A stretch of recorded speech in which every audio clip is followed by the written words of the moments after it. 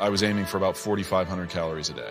The gym was the first place I went to prepare, and there is a certain loneliness and isolation that comes at the gym. It's just you against the heavy weights. Yes, I had a wonderful trainer, Paolo, but in the moment when you're going for that 9th rep or you've put a little extra weight on the bar, nobody's going to do it for you.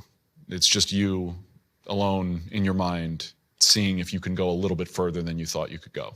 And you have this great noble goal of like you're prepping for Superman, but at the same time, I guess, you're the only one doing that.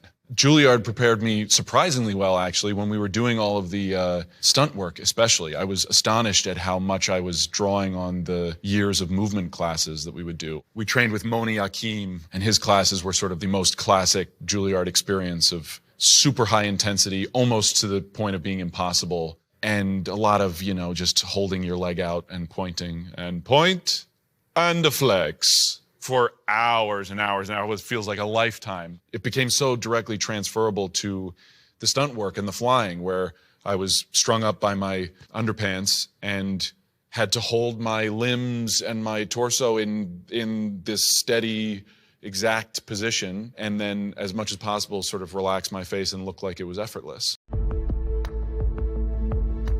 All that training so I couldn't fit into my costume. They had built my costume based on my screen test measurements, where I was 6'4" and 195 pounds. And then I showed up 4 months later, 5 months later, still 6'4", but 240 pounds.